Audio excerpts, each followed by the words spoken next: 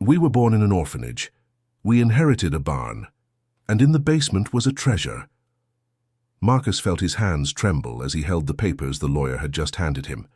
Beside him, his younger brother Daniel, just 10 years old, looked confused at the adults talking about inheritance and rural property. Words that seemed from another world to two children who knew only the cold hallways of the orphanage. It was then that the man in the dark suit turned to them and said the words that would change their lives forever. "You have inherited a farm with a barn from your great-uncle Sebastian, whom you didn't even know existed. But there's a condition," the lawyer continued, avoiding the boy's gaze. "You need to live there for at least a year, that's what the will says." Marcus, at 12, had already learned to distrust anything that seemed too good to be true. 11 years at St. Grace Home had taught him that adults always had ulterior motives, and that pretty promises almost always hid something bad. "And if we don't want to?" he asked, squeezing Daniel's small hand. The lawyer cleared his throat, nervously shuffling the papers. "Well, in that case, the property goes to the second heir mentioned in the will. A distant cousin of yours." Daniel tugged on his brother's sleeve. "Marcus, can we have real chickens?" The younger boy's innocent question made Marcus's heart tighten. Daniel always dreamed of animals, but at the orphanage not even a little bird was allowed. Perhaps, just perhaps, this was the chance they had been waiting for. "Okay," said Marcus, still cautious. "We accept." The lawyer seemed relieved, but Marcus noticed something strange in his look. It was as if he knew something he wasn't telling. 3 days later, they were in the bed of an old pickup truck, carrying only 2 backpacks with their few clothes and some books Marcus had managed to save over the years. The orphanage director, Mrs. Margaret, had been surprised by the speed of everything, but she signed the transfer papers without asking many questions. Marcus was suspicious of that too. Mrs. Margaret never let anything pass without questioning. The driver was a quiet man who introduced himself only as Tommy. During the 2-hour journey along the dirt roads of rural Oklahoma, he spoke little, only pointing occasionally to some crop or grazing cattle. "That's Mr. Horace's farm," he said as they passed a large, well-kept gate. "Rich man, that one. Has land to spare." Marcus noticed the strange tone in Tommy's voice, but didn't ask anything. He was too busy trying to calm Daniel, who had vomited twice during the trip because of the bumps in the road. When they finally arrived at the farm, Marcus felt his stomach sink. The property looked nothing like what he had imagined. The wooden gate was crooked, hanging on rusty hinges. The small brick house had several broken roof tiles, and the paint on the walls was peeling. But it was the barn that caught his attention. A tall, imposing structure made of dark wood that seemed much older than the rest of the property. "Is this really it?" asked Daniel, disappointed. "This is it," Tommy replied, unloading the backpacks. "The key is under the pot there on the porch. If you need anything, Mrs. Evelyn lives in the house next door. She can help you." And with those words, he got into the pickup truck and left, leaving a cloud of red dust in the air. The boys stood still for a few minutes, looking around. The silence was different from anything they knew. At the orphanage, there was always noise, children crying, shouting, running through the hallways. Here, all they could hear was the wind rustling the trees, and some sounds Marcus couldn't identify. "Look, Marcus!" Daniel pointed excitedly to a corner of the yard where some chickens were pecking near what looked like an improvised chicken coop. It was the first time in months that Marcus had seen his brother smile for real. Maybe that place wasn't so bad after all. They got the key from under the pot of dried plants and entered the house. The smell of mold was strong, but the basic furniture was all there. A wooden table, 2 chairs, an old but still firm sofa, and in the bedrooms 2 single beds with mattresses that seemed to be in good condition. In the kitchen, they found some provisions: rice, beans, oil, sugar, and even a loaf of bread that seemed to have been left recently. "Someone knew we were arriving today," murmured Marcus, suspicious, but Daniel had already forgotten any worry and was running through the house, exploring every corner with the curiosity of someone who had never had a home of their own. "Marcus, come see, there's a huge backyard out back." Indeed, behind the house there was a large fenced space with an abandoned vegetable garden where some wild greens were still growing. And at the very back, imposing against the darkening sky, was the barn. Dear listener, if you're enjoying the story, please take a moment to like and especially subscribe to the channel. It helps us a lot as we're just starting out. Now, continuing. While Daniel ran after the chickens, laughing for the first time in a long while, Marcus walked slowly toward the barn. The structure was indeed impressive. The timbers were thick and dark, and the main door was closed with an old but sturdy padlock. On the right side of the structure, there was a smaller door, also locked, but Marcus noticed that the wood around the lock was rotten. "Daniel, come here." The younger brother came running, his cheeks still red from laughing so much. "What is it?" "We need to get inside this barn. Who knows? There might be something important in there." "But it's locked, Marcus." "I know, but look here." He pointed to the rotten wood around the lock. "If we push together, I think we can get it open." It took a few minutes of effort, but finally the door gave way with a loud creak. The inside of the barn was dark, but the afternoon light coming through the door revealed a space much larger than it seemed from outside. There were old farming tools hanging on the walls, empty sacks stacked in a corner, and, at the very back, a wooden ladder leading to a loft. "What a big place," whispered Daniel. Marcus grabbed an old flashlight that was hanging near the door and tested if it worked. To his surprise, it still had batteries. "Let's go up there." The ladder creaked with every step, but it held the weight of both boys. The loft was smaller than the lower part, but it had something that immediately caught Marcus's attention. On the wooden floor, there was a plank that looked different from the others, as if it had been removed and replaced several times. "Daniel, help me here."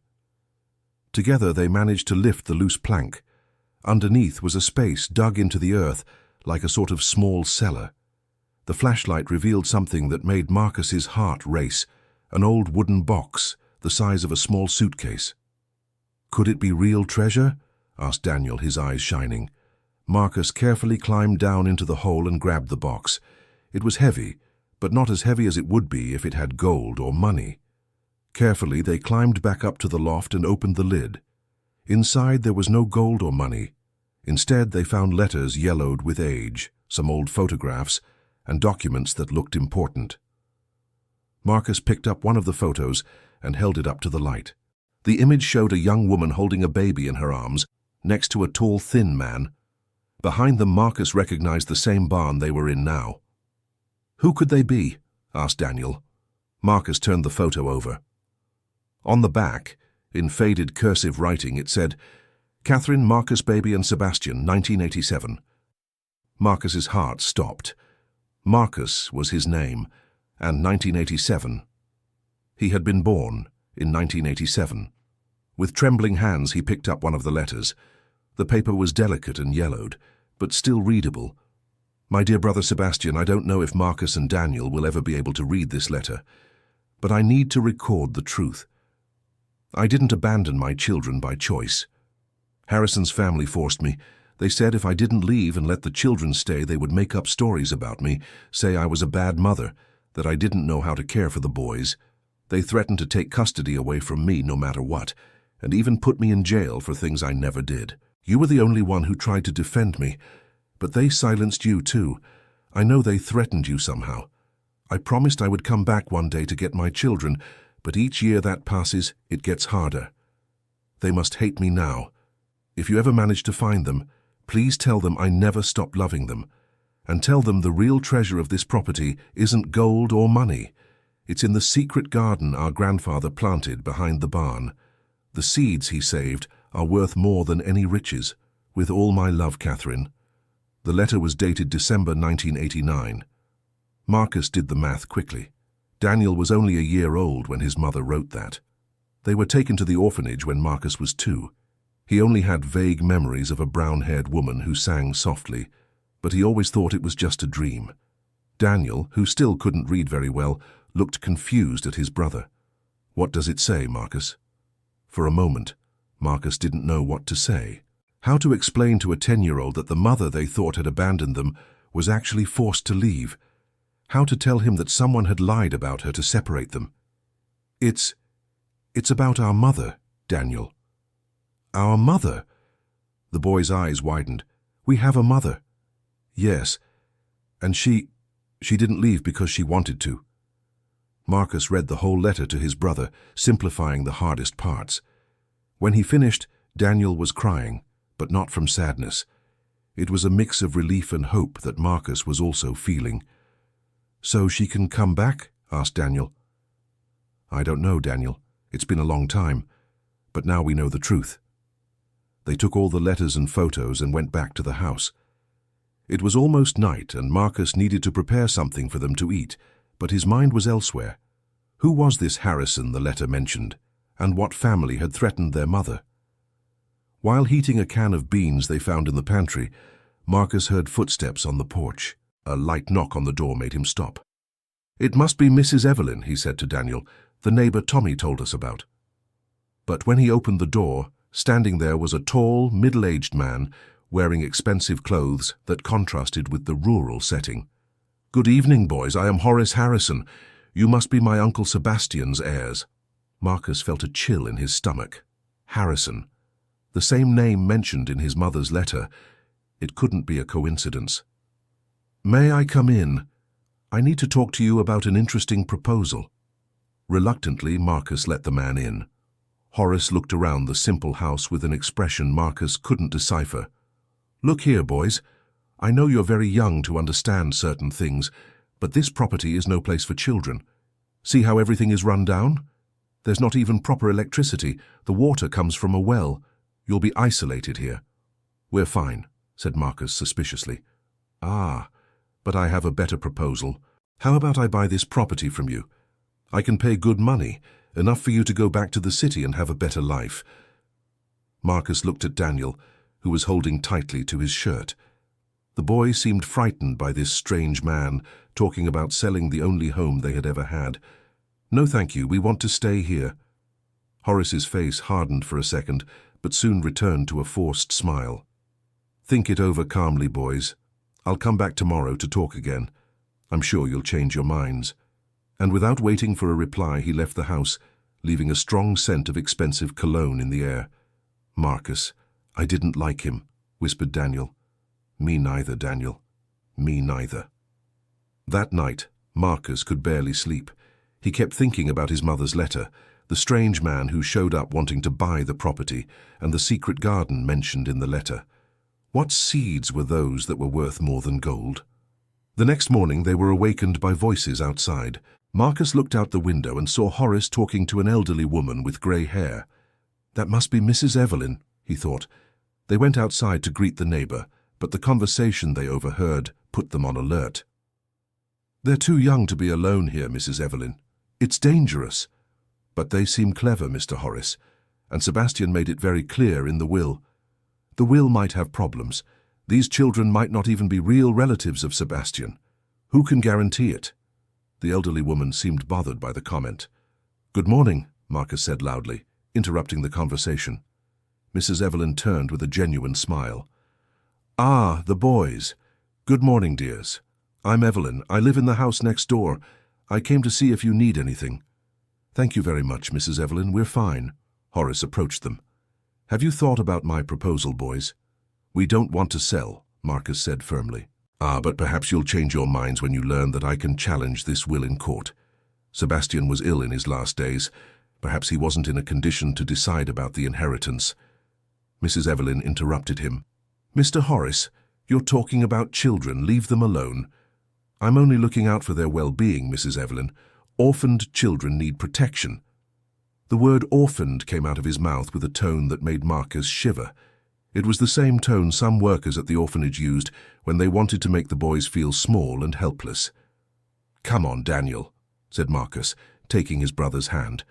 "Let's go check on the chickens." As they walked away, they heard Horace continuing his conversation with Mrs. Evelyn, but speaking more quietly. Marcus was sure they were talking about them. "Marcus, is he going to be able to take our house?" asked Daniel, worried. "I don't know, Daniel, but we're not going to let that happen easily." They spent the morning exploring the property better. Behind the barn, as mentioned in their mother's letter, there was an area surrounded by tall trees, almost hidden. What remained of the garden was hard to recognize. Tall weeds had taken over everything, but Marcus managed to identify some old flower beds and even a small abandoned greenhouse. "This must be where our great-uncle planted the special seeds," he said to Daniel. "What kind of seeds?" "I don't know yet, but Mom's letter said they were worth more than gold." During the afternoon, Mrs. Evelyn appeared again, this time alone. She brought a pot of food and a maternal smile that warmed the boys' hearts. "I brought some stew for you. I imagine you're not used to cooking." "Thank you very much," said Marcus. "You're very kind." As she warmed the food on the wood stove, Mrs. Evelyn asked questions about how they were settling in, if they needed anything, if they had plans for the future. Marcus answered carefully, without giving too many details. The years in the orphanage had taught him to be cautious with adults, even the ones who seemed kind. "Mrs. Evelyn, did you know our great-uncle Sebastian?" he asked. "I did know him, dear. He was a good man, but very reserved. In recent years, he became even more withdrawn. He hardly spoke to anyone." "And our mother? Did you ever know a young woman named Catherine?" Mrs. Evelyn's expression changed subtly. It was quick, but Marcus noticed. "Catherine," she repeated slowly. "It's been a long time since I've heard that name. So you did know her?" "I did, yes. She was a pretty girl, very polite. But that was many years ago, dear." "Why do you ask?" Marcus hesitated. Something in Mrs. Evelyn's tone made him suspicious, but he couldn't pinpoint what. "Just curiosity. At the orphanage, we never knew anything about our family." "I understand," she said, but Marcus noticed she avoided saying more on the subject. After Mrs. Evelyn left, Marcus became thoughtful. Why had she acted strange when he mentioned their mother's name? And why didn't she say anything about what had happened to Catherine? That night, while Daniel slept, Marcus read all the letters they had found. There were nearly 20 letters, all written by their mother to Uncle Sebastian over 5 years. What they revealed was even worse than he had imagined. The Harrison family, Marcus discovered that Horace was Fernando's son, had spread lies about Catherine in the community, saying she was a neglectful mother, that she drank, that she left her children alone to go out with men. None of it was true, but the lies were repeated so often that many people began to believe them. The worst part was knowing that some people in the community, including Mrs. Evelyn, knew the accusations were false, but did nothing to defend her. In fact, one of the letters suggested that Mrs. Evelyn had helped spread the gossip, perhaps out of jealousy or some old rivalry. One specific letter made Marcus's blood run cold. "Sebastian, I heard that Mrs. Evelyn has been telling everyone she saw me coming home drunk last week. That's a lie.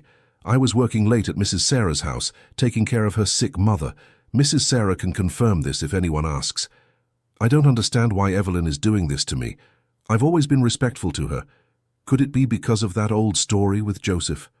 I was just a girl when that happened, and I never had anything with him even after she married him.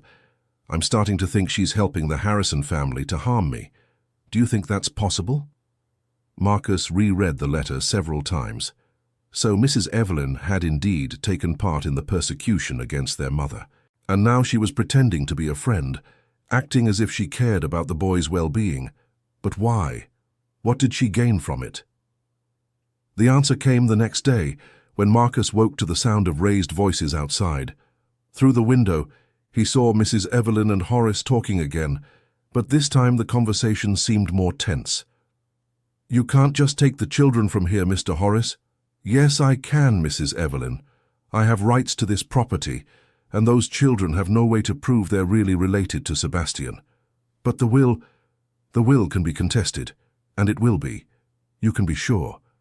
And then? What do you intend to do with the land?" Marcus strained to listen. This was the important question. "What I've always wanted to do, Mrs. Evelyn, expand my property. These lands border mine, and I need them for the cattle ranch project I'm planning." "And my part of the deal?" Marcus felt his stomach turn. So Mrs. Evelyn really was involved in some scheme with Horace. "You'll get your share as we agreed, but you need to help me convince social services that these children aren't safe here." I don't know if I can do that, Mr. Horace. They're just boys." "You should have thought of that before accepting the deal, Mrs. Evelyn. Or did you forget that it was you who told me about the will before it was even officially read?" Marcus leaned against the wall, trying to process what he had just heard. Mrs. Evelyn had betrayed Uncle Sebastian's trust, revealing the contents of the will to Horace even before the old man's passing. And now she was being blackmailed into helping to get them off the property. "Daniel," he whispered, gently shaking his brother. "Wake up, but don't make a sound." "What is it?" murmured Daniel, still sleepy.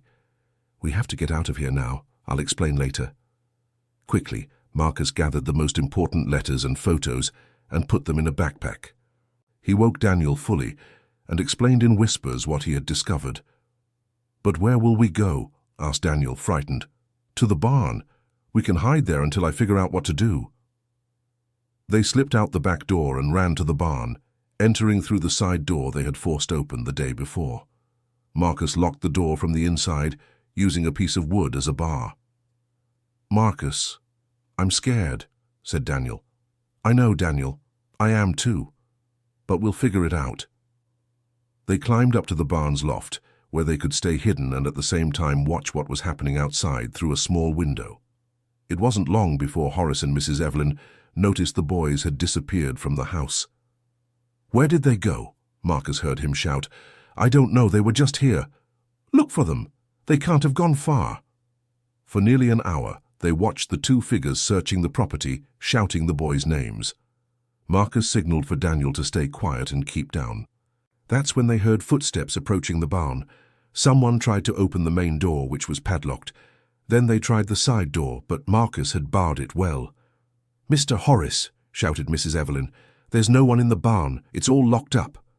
"Are you sure?" "Absolutely. The locks are just as they've always been." Marcus breathed a sigh of relief. Mrs. Evelyn didn't know they had managed to force the side door. After a few more minutes of searching, he heard Horace say, "They must have gone into town. I'll call social services and say the children ran away. That will help our argument that they aren't safe here alone." "Mr. Horace, I'm starting to think this is going too far."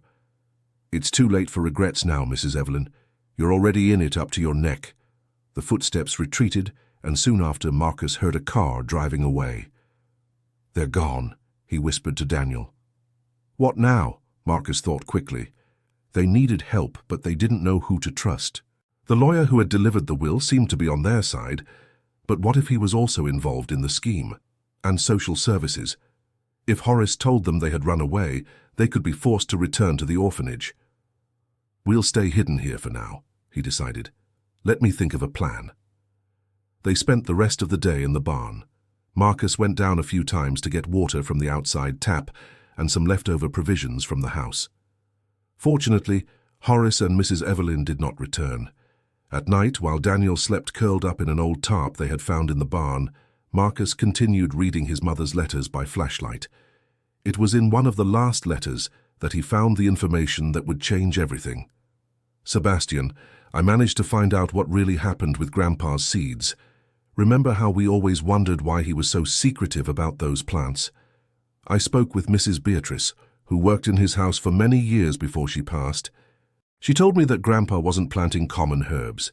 They were very rare medicinal plants, some nearly extinct. He had seeds that had been passed down from generation to generation in our family, plants that the elders used to cure all kinds of illnesses. Mrs. Beatrice said that Grandpa kept the seeds in a special place, inside clay jars buried behind the greenhouse. She saw him doing it several times. If this is true, Sebastian, our family might be sitting on a fortune. Rare medicinal plants are worth a lot of money nowadays, especially for laboratories and universities that study natural medicine. Maybe this is our chance to start over. If I can get back, we can look for those seeds and plant everything again." Marcus's heart raced. So that was it. The precious seeds might still be buried behind the abandoned greenhouse. That's why Horace wanted that property so badly. He must have known about the medicinal plants, but how could Marcus prove the seeds existed? And even if he found them, how could a 12-year-old boy protect them from greedy, well-connected adults? The answer came the next morning from an unexpected source. Marcus was awakened by the sound of a pickup truck arriving. Carefully, he peered through the small loft window and saw a middle-aged woman getting out of the vehicle. She wore simple but clean clothes and carried a document folder. "Marcus, Daniel," she shouted, I'm Veronica, from the social services in Oklahoma City. I received a report that you ran away. Please come out, I won't hurt you. Marcus hesitated. Could this be a trap set by Horace? But the woman seemed genuinely concerned. I know you must be scared, Veronica continued, but I spoke with the lawyer handling the will, Dr. Henry. He told me some interesting things about your family. Dr. Henry. Marcus remembered the name. He was the lawyer who had delivered the inheritance papers. Maybe he wasn't involved in Horace's scheme after all. I'll tell you something you might not know, said Veronica, moving closer to the barn. Dr. Henry was a personal friend of your Uncle Sebastian. He was the one who told me the real story about your mother. Marcus decided to take a risk. He carefully unlocked the side door and stepped out, signaling for Daniel to stay hidden. Here, he said quietly. Veronica turned and smiled. Marcus, right? You gave me such a fright. Why were you hiding? Are you really from social services? Yes, I am. Look, here's my identification. Marcus examined the document. It seemed real. What do you know about our mother? Veronica moved closer, speaking in a maternal tone. I know she didn't abandon you by choice, dear. I know she was forced to leave by bad people who told lies about her, and I know your Uncle Sebastian spent years trying to find you to correct that injustice. How do you know that? Dr. Henry showed me some letters your uncle left with him. Sebastian knew something might happen to him before he could bring you back, so he left instructions for Dr. Henry to take care of everything. What about Horace? Do you know he wants to steal our property? Veronica sighed. Yes, I do. And I also know about Mrs. Evelyn's involvement in all of this. Dr. Henry suspected something was wrong, that's why he called me to investigate. So, can we stay here? Yes, you can. But first I need to make sure you're truly safe. Dr. Henry told me about some special plants that might be on this property. Is that true? Marcus hesitated again. How could he know if he could trust her completely? Let me get my brother first, he said. Daniel came down from the loft, still scared, but calmed down when he saw Marcus talking normally with the woman. Daniel, this is Mrs. Veronica. She came to help us. Veronica crouched down to be at Daniel's eye level. Hi, sweetie. I know you must be scared, but I came to help you stay here on your property, okay? Really? We won't have to go back to the orphanage?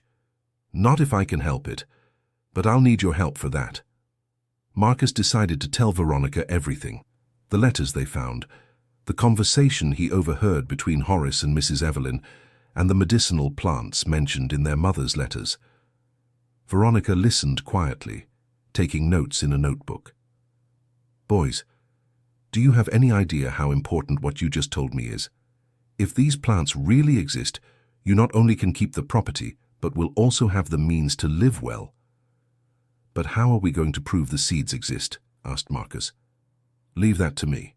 I know people who understand medicinal plants, but first, let's look for these seeds your mother mentioned. They went together to the area behind the abandoned greenhouse.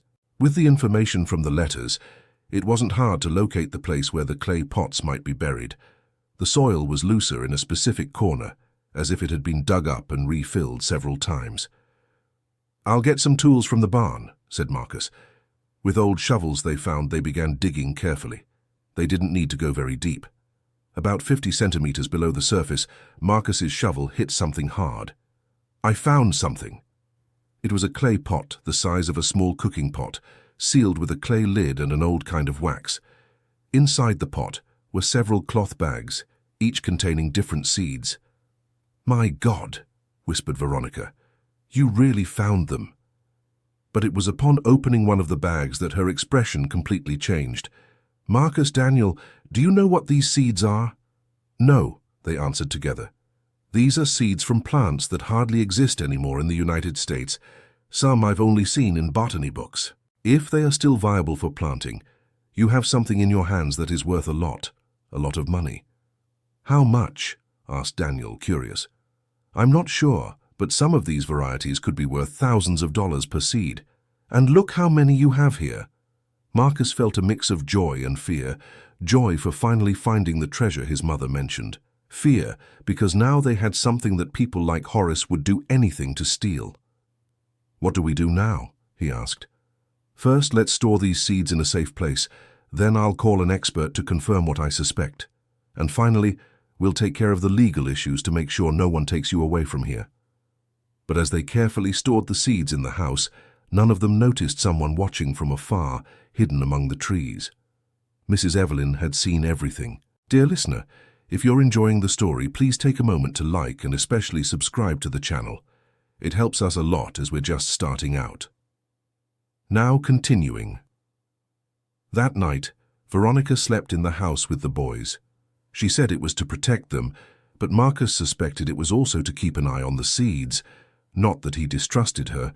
Veronica seemed genuinely concerned for their well-being. But the years in the orphanage had taught Marcus to never let his guard down completely. The next morning they were awakened by the sound of cars arriving. Through the window, Marcus saw 3 vehicles parking in front of the house: Horace's car, another car he didn't recognize, and a white van with an official logo.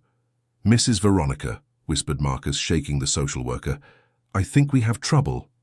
Veronica got up quickly and looked out the window. "Darn," she murmured. "It's the social services supervisor, and 2 people I don't know." Loud knocks on the door made Daniel hide behind Marcus. "Veronica, open up. It's me, Silas." Veronica took a deep breath before opening the door. "Good morning, supervisor." A burly man around 50 years old entered the house without ceremony, followed by Horace and a blonde woman in expensive clothes. "Veronica, what's this story about lost children? I received a serious complaint that you left your jurisdiction without authorization to interfere in a case that isn't yours." "Supervisor, I can explain." "You don't need to explain anything," interrupted the blonde woman. "I'm Dr. Victoria, attorney for Mr. Horace Harrison. I'm here to inform you that the custody of these children has been revoked by court order." Marcus felt the floor disappear beneath his feet. "What do you mean, revoked?" "Simple, kid. A judge decided you aren't fit to stay here alone, especially after running away from home yesterday. You're going back to the orphanage until you turn 18. "This can't be right," said Veronica. "There's no court decision that fast." The lawyer showed some papers. "Yes, there is. An emergency injunction." The judge was clear. Orphaned children cannot stay without proper supervision in an isolated rural area. Marcus took the papers and tried to understand what was written, but the legal language was too complicated for him. "What about the inheritance?" he asked. About that," said Horace, finally speaking. "We discovered that your so-called uncle's will has problems. He wasn't mentally capable of deciding about inheritance when he signed the papers." "That's a lie," shouted Daniel. "This house is ours." Horace bent down, pretending sympathy. "Look, kid, I know you've grown attached to this place, but sometimes life isn't how we want it. At least at the orphanage you'll have guaranteed food and education." "And what will happen to the property?" asked Marcus suspiciously. "Well, if the will is deemed invalid, the property goes to the nearest legitimate heir. In this case, me, as I'm the great-nephew of Sebastian." Marcus looked at Veronica, hoping she would do something. But the social worker seemed lost, flipping through the papers the lawyer had brought. "Supervisor," said Veronica, "I need to check these documents more carefully. Something isn't right here." "There's nothing to check, Veronica. The decision is made. The children are coming with me now." "Can I at least stay with them until tomorrow to organize their things?" "No," said the lawyer. "The injunction is for immediate compliance." Marcus felt anger growing in his chest. Once again, adults were deciding his and Daniel's life without them being able to do anything to defend themselves. "What if we don't want to go?" he asked, staring at Horace. "Unfortunately, boys, you don't have a choice. You're minors." It was then that Marcus noticed something strange. Mrs.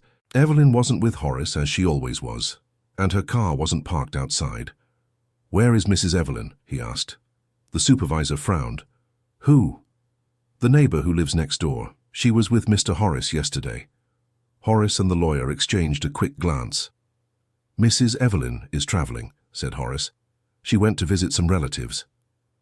Marcus knew it was a lie. Mrs. Evelyn had seen them finding the seeds the day before. Something had happened to her, and Marcus was sure Horace was involved. "Can I speak with my brother alone for a minute?" asked Marcus. You may, but be quick, said the supervisor, checking his watch. Marcus took Daniel to the bedroom and closed the door. Daniel, listen carefully to what I'm going to say.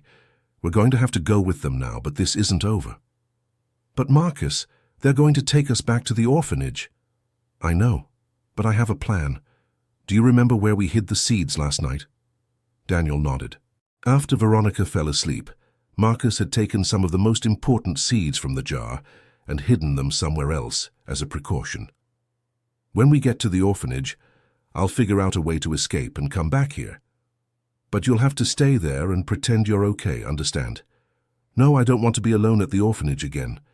Daniel, it's just for a few days. I promise I'll come back to get you. But someone needs to stay there so we don't raise suspicion. What if you can't come back? Marcus held his younger brother's shoulders firmly. I will come back, Daniel. I promise. We're all each other has in this world, remember? I'll never abandon you. Daniel cried, but agreed to the plan. When they left the room, the adults were talking quietly near the door. Are you sure the seeds are safe? Marcus heard the lawyer ask. We searched the whole house last night after Evelyn told us, replied Horace. We didn't find anything. They must have hidden them somewhere else, said the woman. But with the children not here, we'll have time to search calmly. Marcus pretended he hadn't heard anything, but now he was sure. Horace knew about the seeds and had done something to Mrs. Evelyn to find out where they were. Ready, boys? Asked the supervisor. Can I grab some of our clothes? Asked Marcus. Of course, be quick. While stuffing a backpack with some of Daniel's clothes, Marcus managed to discreetly grab the map he had made showing where the most important seeds were hidden. He folded the paper several times and hid it inside his sock. The trip back to Oklahoma City was silent. Daniel cried softly in the back seat of the official van, and Marcus looked out the window, trying to memorize the way back to the farm. The St. Grace home hadn't changed at all in the 4 days they were gone. The same cold hallways, the same smell of disinfectant, the same children with sad eyes, Mrs. Margaret, the director, received the boys with an "I told you so" expression. I hope you've learned your lesson, she said. Sometimes we think the grass is greener on the other side, but in the end we discover our home is right here. Marcus didn't answer. He knew anything he said would be used against them.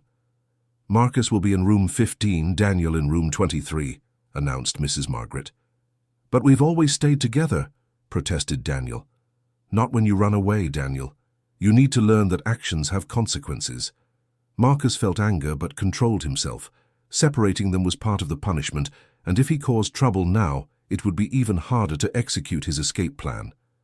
That night, after all the children had gone to sleep, Marcus stayed awake planning. He knew the orphanage routine well. Surveillance was lighter during the early morning shift, and there was a window in the back that was always unlocked because the latch was broken. Around 2 in the morning, when he was sure everyone was asleep, Marcus silently left his room. He quickly passed by Daniel's room and left a note under the door. Be back soon. Love you. He went out through the back window and ran through the deserted streets until he reached the bus station. He had saved some money from small jobs he did at the orphanage and managed to buy a ticket on the first bus leaving for the farm region. The trip felt like an eternity. Marcus kept imagining what he would do if he got there and found Horace waiting for him, or worse, if he discovered that Horace had found the hidden seeds. He arrived in the small town nearest the farm as the sun was rising. He didn't have money for a taxi, so he decided to walk. It was almost 10 kilometers of dirt road, but Marcus was determined. During the walk, he passed by Horace's farm. It was an immense, well-kept property, with good quality cattle grazing in neat pens. The main house looked like a mansion compared to the simple little house Marcus and Daniel had inherited. That's when Marcus noticed something strange. Mrs. Evelyn's old pickup truck was parked behind Horace's house, half hidden among some trees. Marcus's heart raced. If Mrs. Evelyn's car was there, where was she? And why had Horace lied, saying she was traveling? Marcus hid behind a tree and watched the house for a few minutes. He saw no movement, but there was smoke coming from the chimney indicating someone was awake. He decided to go around Horace's property and head straight to the farm. There were more urgent matters to deal with first. When he finally reached the property that had been theirs, Marcus felt his chest tighten. The house door was open and he could see it had been ransacked. Furniture out of place, drawers open, papers scattered on the floor. He ran to the spot where he had hidden the seeds the night before. To his luck, they were still there, buried under a large stone near the chicken coop. But as he dug to get them, Marcus heard footsteps approaching. "I thought you'd come back here," said a familiar voice. Marcus turned and saw Horace walking toward him, accompanied by two men Marcus didn't know. "Where are the seeds, kid?" "What seeds?" Marcus tried to buy time. "Don't play dumb with me. Evelyn told me everything before. Well, before she decided it was best to stay quiet forever." Marcus's blood ran cold. The way Horace spoke about Mrs. Evelyn left no doubt that something terrible had happened to her. "What did you do to Mrs. Evelyn?" "Nothing she didn't deserve, kid. The woman was getting too nervous, wanting to back out of the deal. I couldn't let that happen." One of the men with Horace stepped closer to Marcus. "Boss, you want me to search the kid for the seeds?" "Not yet, Vernon. First, let's give him a chance to cooperate voluntarily." Marcus looked around, searching for an escape route. He was surrounded, and the three men were much bigger than him. "If I hand over the seeds, will you leave me and my brother alone?" Horace laughed. "Ah, kid, you're still so naive. After what you know about me, you really think I'm going to let you walk around gossiping?" "No one will believe two orphan kids against a wealthy farmer," said Marcus, trying to appeal to logic. "Maybe you're right, but I'd rather not take the risk." That's when Marcus heard the sound of an engine approaching. Another car was arriving at the property. "Damn," muttered Horace. "Who is it now?" The car stopped near the house, and to everyone's surprise, out stepped Dr. Henry, the lawyer, accompanied by Veronica and two uniformed men.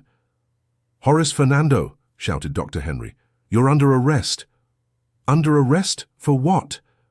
Horace tried to sound indignant, but Marcus noticed the nervousness in his voice. "Forgery of public documents, threatening minors, and we have strong suspicions of involvement in the disappearance of Evelyn Santos."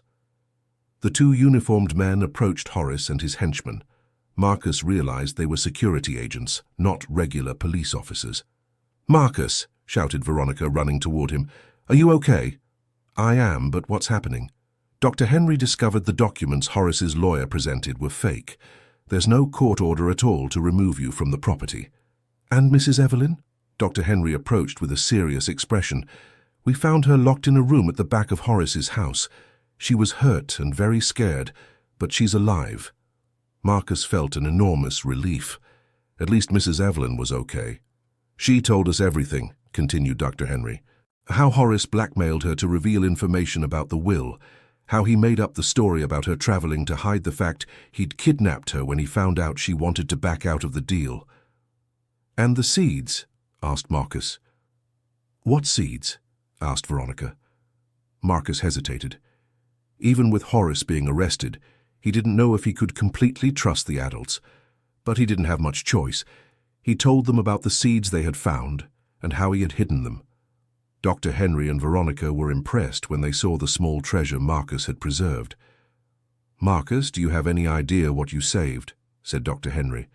"Some of these seeds are from plants that don't exist anywhere else in the country." "Are they really worth a lot of money?" "A lot, but it's not just that. The scientific value is even greater.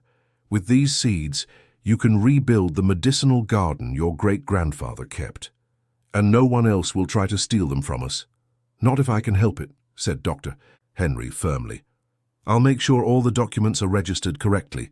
This property is rightfully yours and no one is going to take it from you." Horace and his henchmen were taken away by the security agents. Before getting into the car, Horace yelled at Marcus, "This isn't over, kid. I have lawyers who will prove this land is mine." "Forget it, Horace," replied Dr. Henry.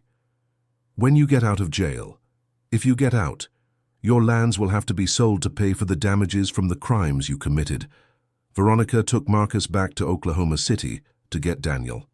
On the way, she explained that she had spent the whole night investigating the documents Horace's lawyer had presented. "I spoke with the judge who supposedly signed the injunction. He had never seen those papers in his life. Everything was forged." "And now? Can we go back to the farm?" "Yes, you can. But you won't be alone there. Dr. Henry got a special authorization for you to stay under my temporary supervision." I'll visit you every week to make sure you're okay. And school? I've already taken care of that too. There's a school in the nearest small town that accepts students from rural areas. You'll be able to study and keep living on your property. When they arrived at the orphanage, Daniel almost fainted with relief upon seeing Marcus. I knew you'd come back, he said, hugging his brother tightly. I promised I would, right? Now let's go home. Our home. The rest of the day was a whirlwind. Veronica handled all the paperwork to officially take the boys out of the orphanage. Dr. Henry showed up with documents formalizing Veronica's temporary custody of them. Mrs. Margaret, the director, didn't seem very pleased with the situation. I hope you don't regret this later, she said. Orphaned children need structure, not an adventure in the woods. Marcus didn't bother to reply. He knew Mrs. Margaret was wrong, and he also knew that some people can never understand that sometimes home isn't a place with strict rules and schedules, but a place where you can be who you really are. On the way back to the farm, they stopped at Horace's house to visit Mrs. Evelyn. The elderly woman was in a temporary wheelchair. She had sprained her ankle trying to escape from the room where she was locked. But her expression had completely changed. There was no longer the falseness Marcus had noticed before. Boys, she said with tears in her eyes, forgive me. Forgive me for everything. Marcus approached the wheelchair. You were afraid of Horace, weren't you? Yes, I was, dear. But that doesn't justify what I did to your mother so many years ago, nor what I tried to do now. Why did you do that to our mother? Mrs. Evelyn took a deep breath. Out of jealousy, Marcus. The foolish jealousy of an old, bitter woman. Your mother was young, beautiful, educated, and I was always like this, plain and alone. When Joseph, my husband, started talking about how Catherine was such an admirable young woman, I felt a terrible envy. But she never did anything with Mr. Joseph, did she? Never. Your mother was always respectful and proper. But I let jealousy take over me. When Harrison's family started making up lies about her, I saw an opportunity to get revenge on those bad feelings I had created myself. Daniel, who had been listening quietly, asked, And now? Do you still feel anger towards our mother? No, dear.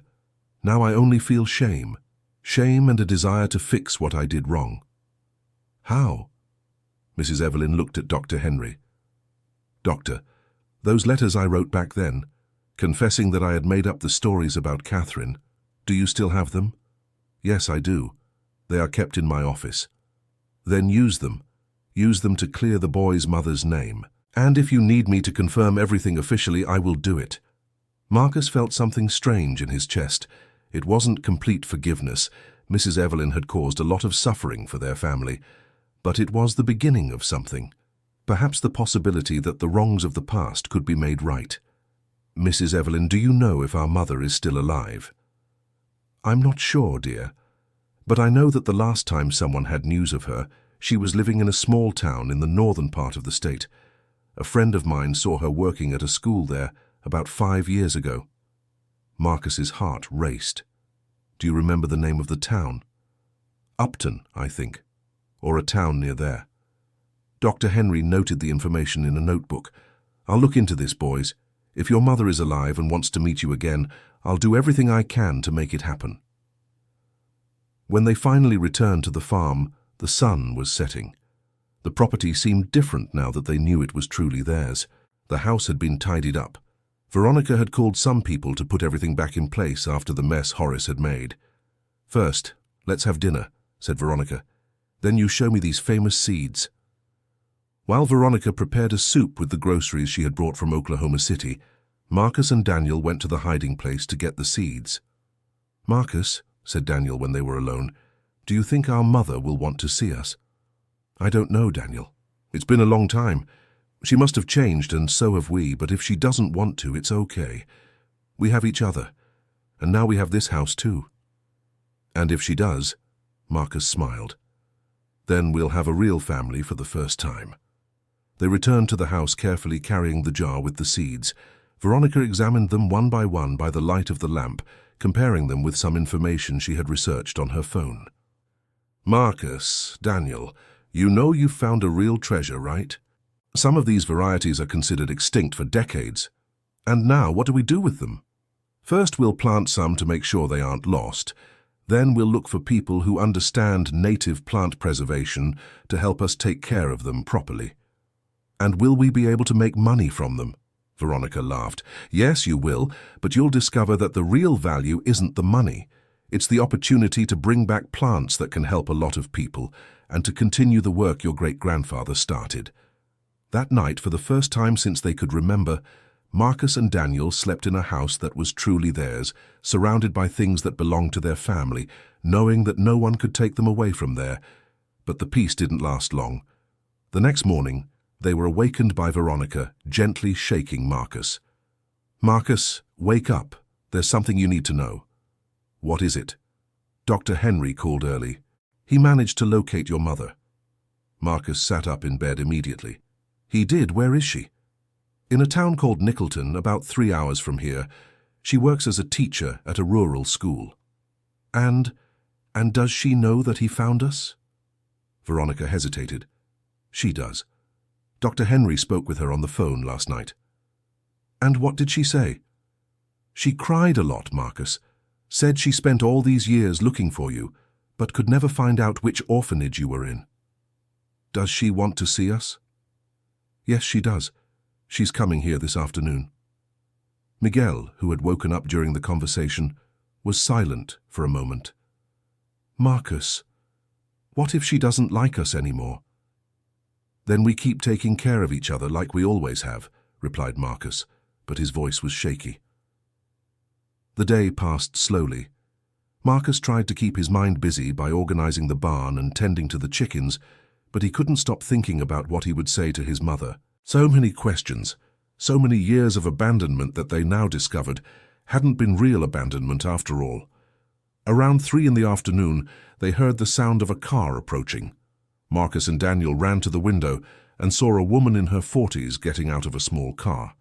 She had brown hair with a few strands of grey, and when she looked toward the house, Marcus immediately recognized his own eyes reflected in her face. It's her, whispered Daniel. The woman walked slowly toward the house, as if each step was difficult to take. She paused for a moment on the porch, took a deep breath, and knocked gently on the door. Veronica opened it. Catherine? Yes. Are they? Marcus and Daniel appeared behind Veronica. For a few seconds, no one said anything. Mother and sons looked at each other in silence, trying to find in each other the faces that had remained only in memory. My boys, whispered Catherine, and her voice broke. My babies. It was Daniel who moved first. He ran to his mother and hugged her with all his might, crying. Marcus stood still for a few more seconds, but when he saw his mother extend her arm toward him, all the anger he had held onto for years melted away. The 3 of them hugged for a long time. Marcus smelled his mother's perfume, different but somehow familiar, and realized he was crying too. Forgive me, said Catherine when they finally separated. Forgive me for not being strong enough to fight for you. You didn't do anything wrong, Mom, said Daniel, using the word Mom for the first time Marcus could remember. I did, my love. I could have fought harder. I could have looked for you in other ways, but I was so afraid. Afraid of what? Asked Marcus. Afraid that you would hate me for leaving, afraid that you had already forgotten me, and afraid of Harrison's family, who always said that if I came back they would do something bad to me. But now Horace is in jail, said Marcus. I know. Dr. Henry told me everything on the phone. He also told me about the seeds you found, about the barn, about how brave you were to protect the family's legacy. Catherine looked around the property. This house, it's still the same as when I was a child. I lived here until I was 15, when my parents passed away, and I went to live with an aunt in the city. And then you met our father? Asked Daniel. Catherine smiled sadly. I did. Harrison was a handsome, polite young man when we were young. But after we got married, he changed. His family never accepted me because I was poor and an orphan. What happened to him? I don't know, my darlings. After I left, I never heard from him again. Dr. Henry said he passed away a few years ago, but I didn't know at the time. Marcus felt a strange mix of relief and sadness. Relief because he wouldn't have to deal with another complicated adult in his life. Sadness because he could never meet his father, even if he had become a bad person. "Mom," said Daniel, "are you going to stay here with us now?" Catherine looked at Veronica, who had discreetly stayed in the background on the porch. "If Veronica allows it, and if you want me to, I would very much like to stay. I can request a transfer to a school closer to here." "We want you to," said Daniel immediately. Marcus took a little longer to respond. Not because he didn't want his mother to stay, but because he was still processing the idea of having a real family after so many years. "Marcus?" asked Catherine delicately. "What do you think?" I think it would be good, but it will be strange at first." "It will," agreed Catherine. "For me too.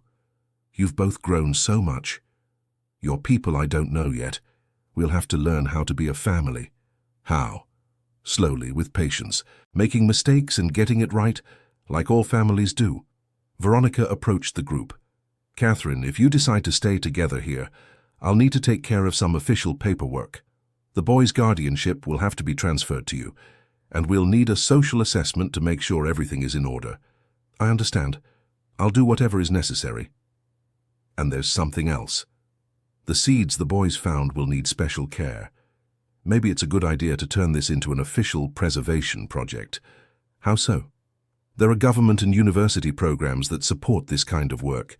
You could receive technical and even financial help to set up a real native plant preservation center."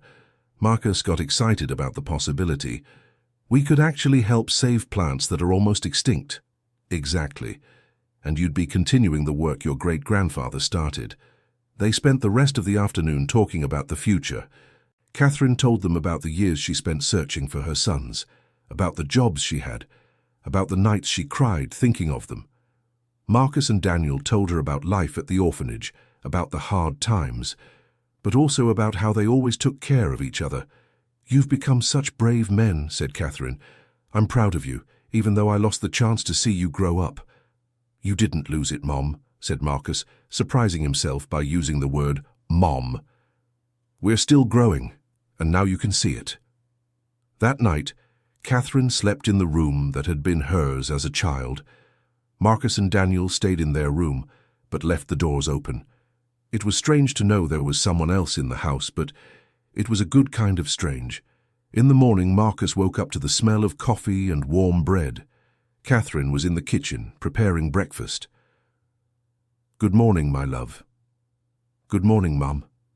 It was easier to say the word now, as if a part of Marcus that had been asleep for years had finally woken up. "Did you sleep well?" "I did. And you?" "It was the first night I've slept peacefully in many years." During breakfast, Catherine showed some old photos she had brought. Photos from when Marcus and Daniel were babies. Photos of the family before everything went wrong.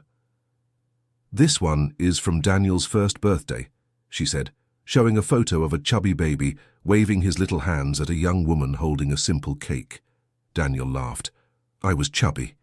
"You were the most beautiful baby in the world," said Catherine, kissing his forehead. Marcus looked at all the photos carefully. In some, he saw himself as a small child, smiling at the camera. He didn't remember those moments, but somehow they seemed familiar. "Mom, why did you keep these photos?" "Because they were the only thing I had left of you. I took them everywhere I lived these years." After breakfast, they went together to visit the garden where they had found the seeds. Catherine knew that place well. "My grandfather spent hours here every day," she told them. "He said plants were like people. Each one had its own personality, its needs, its secrets." "And he taught you that?" "He did. I was very young, but I remember some things he showed me. Maybe I can help you plant the seeds you found." They spent the morning preparing some garden beds to plant the first seeds. It was delicate work. Many of those varieties had specific needs for soil, water, and light. "This one," said Catherine, holding a small dark seed delicately, "if I'm not mistaken, is Heart of the Field. My grandfather used to say it was the hardest plant to grow, but also the most powerful for healing heartache." Heartache? Asked Daniel. Not just physical pain, my dear. Soul pain too. Sadness, hurt, longing. The tea from this plant helped people feel better. Marcus thought that perhaps the whole family could use a bit of that tea. Around midday, Dr. Henry arrived with important news. Catherine, I've managed to get all the paperwork sorted. The boy's custody has been officially transferred to you. And there's more, he continued. I spoke with a researcher from Oklahoma State University about the seeds. He was very interested in forming a partnership with you. What kind of partnership? Asked Marcus. They would provide technical assistance, equipment, and even a small scholarship for you to help with the preservation project. In return, some of the seeds and plants developed would be used for scientific research. And we would keep the rest? You would, yes. And you could sell plants to nurseries and botanical gardens. Over time, this could become a very good source of income for the family. Catherine smiled. My children are going to become scientists without even knowing it. Actually, Mom, I've always liked plants, said Marcus. At the orphanage, I took care of a small garden in the back. The other kids thought it was silly, but I liked seeing things grow. And I like animals, said Daniel. I can take care of the chickens and maybe we can have other animals too. Dr. Henry laughed. It sounds like you already have everything planned out. One thing at a time, said Catherine. First, let's get used to living together. Then we'll think about big projects. But fate had other plans to speed things up. The next day, 2 unexpected visitors arrived. One was the university researcher Dr. Henry had mentioned, a middle-aged man named Professor Raymond, who was ecstatic to see the seeds they had found. My dears, he said, examining the seeds with a magnifying glass, you have here varieties that science considered lost for at least 50 years. Are they that important? Asked Daniel. They are so important that universities all over the world will want to study these plants. You may be contributing to discovering new medicines, new ways to cure diseases. The second visitor was even more unexpected, an elderly woman of about 80 who arrived in a pickup truck driven by a young man.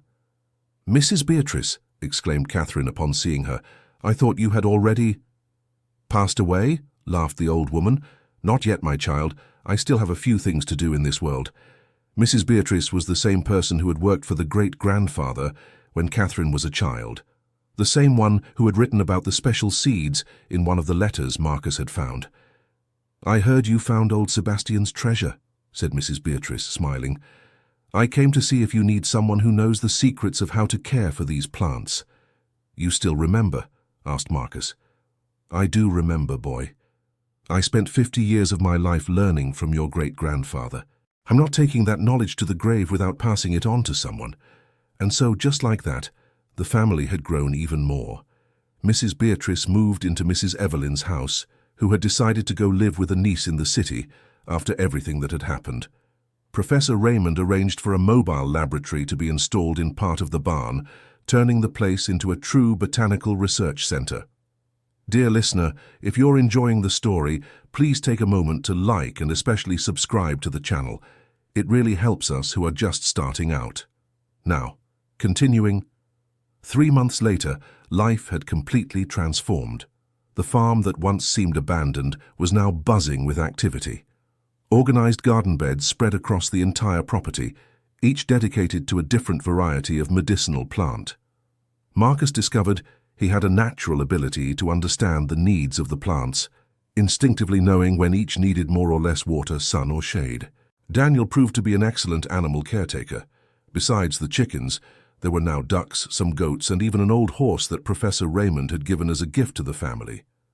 Catherine managed to transfer to the school in the nearest town and now taught in the mornings, spending her afternoons helping with the preservation project.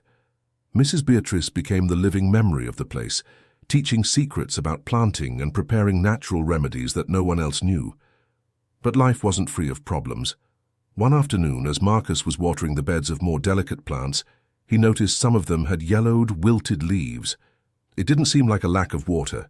He had watered them normally the night before. Mrs. Beatrice, he called, worried, come see this. The elderly woman approached and examined the plants carefully.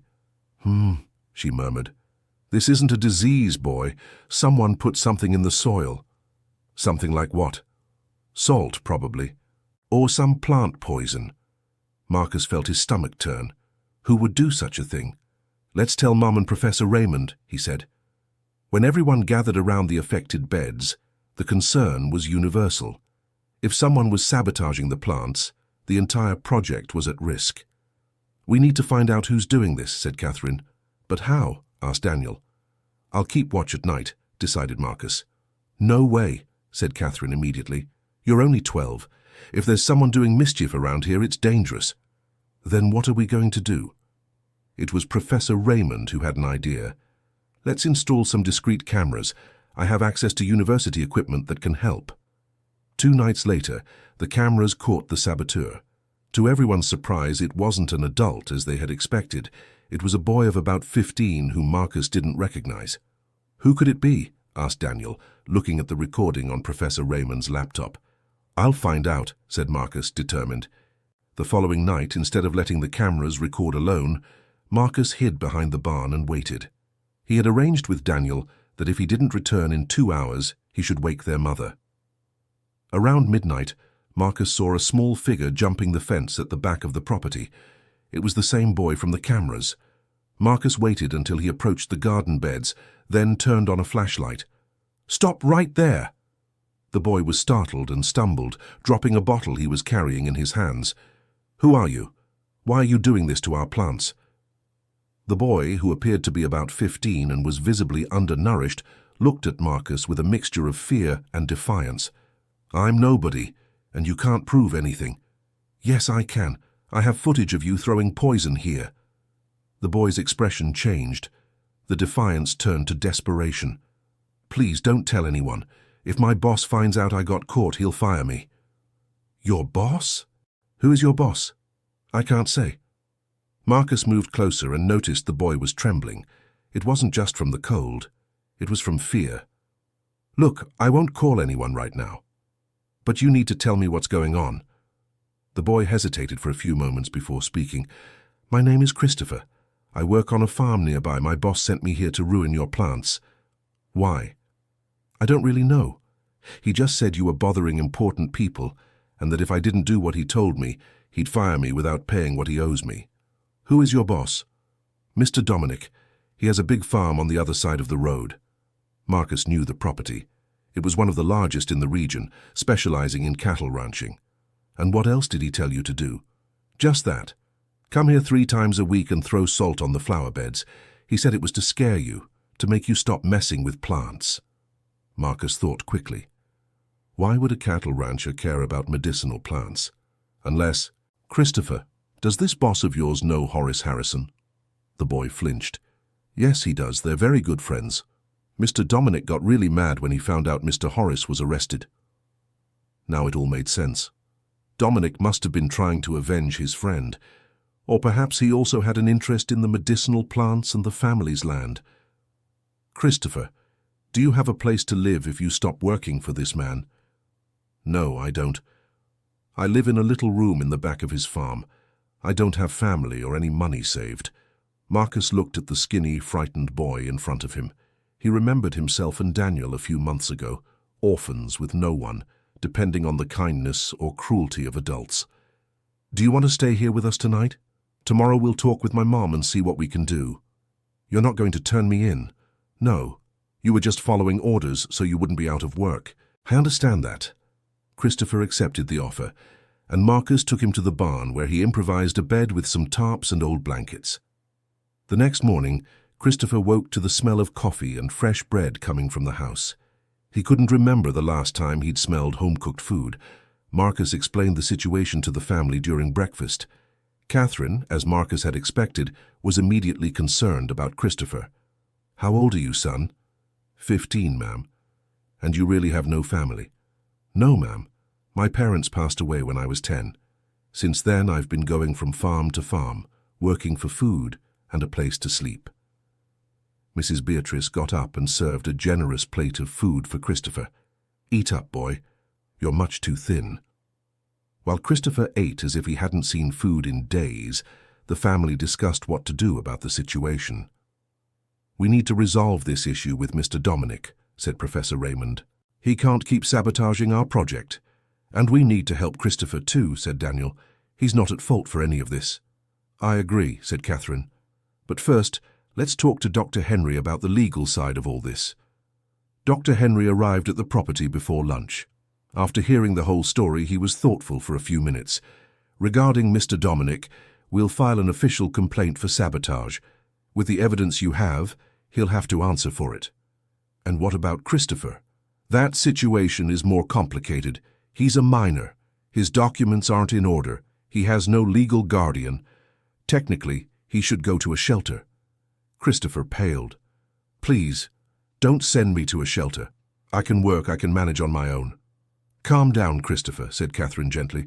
"No one is sending you anywhere you don't want to go. We'll figure something out." Dr. Henry smiled. "Actually, there is a possibility. If a family is willing to assume temporary custody of Christopher while we sort out his situation, he can stay." "We want to," said Daniel immediately. "Daniel is right," agreed Marcus. "Christopher can stay here. There's room, there's work, and he already knows about farming." Catherine looked at Christopher, who was visibly emotional.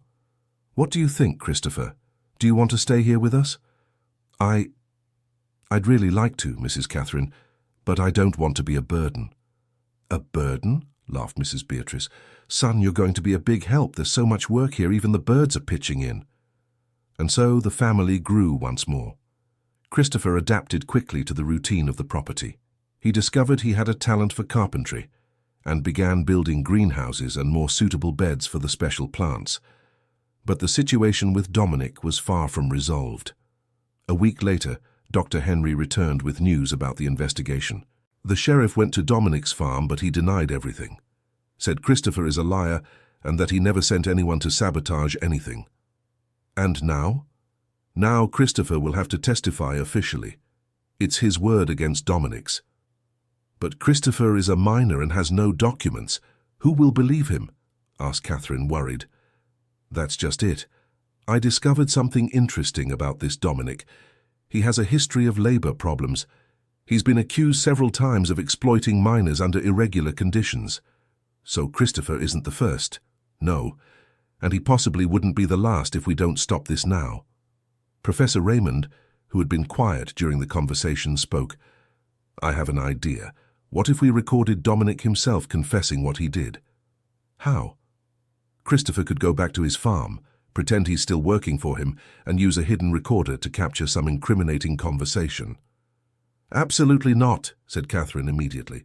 "It's too dangerous. If Dominic finds out, he could hurt Christopher." "I don't mind," said Christopher. "If this can stop other boys from going through what I went through, I'll do it." "Christopher, you're brave. But Catherine is right," said Dr. Henry. "It's too risky." Marcus, who had been listening quietly to everything, had an idea. "What if we recorded him right here? If he came to our property and said something incriminating? How would we do that?" "Christopher could call him and say he discovered something important about our family, something Dominic would want to know." "What kind of thing?" Marcus smiled. "That we're planning to sell the property and leave the area. Dominic would want to confirm that in person." Dr. Henry thought about the proposal. It could work, but you'd have to be prepared for anything, and the recordings would need to be made legally to be used as evidence. They spent the rest of the afternoon planning every detail. Christopher would call Dominic the next day, telling him he'd overheard family conversations about selling the property. Dominic would likely come to verify in person, and when he arrived, he'd find the hidden cameras and recorders ready to capture anything incriminating, he said. "And if he doesn't say anything incriminating?" asked Daniel. "Then we'll try to provoke him," said Marcus. "Talk about Horace, about the plants, about the problems he's caused. Eventually, he'll say something useful." The next morning, Christopher made the call. "Hello, Mr. Dominic. It's Christopher. I have something important to tell you. The family living on the property you told me to attack, they're thinking of selling everything and leaving. It's true, yes, sir, I heard them talking last night. Okay, sir, you'll come here then?" "All right, I'll wait." When he hung up the phone, Christopher was trembling. "He'll be here in an hour. Said he wants to talk to me and see if he can talk to you all too about buying the property." "Perfect," said Dr. Henry. "Now everyone to your places." The plan was simple. Dr. Henry and Professor Raymond would be hidden in the barn with recording equipment. Catherine would stay in the house with Daniel, ready to call for help if needed. Marcus and Christopher would receive Dominic at the yard, trying to get him to talk about what he had ordered Christopher to do. When Dominic's pickup truck arrived, Marcus felt his heart race. He was a large, intimidating man who looked unfriendly. "Where's Christopher?" he asked, getting out of the car.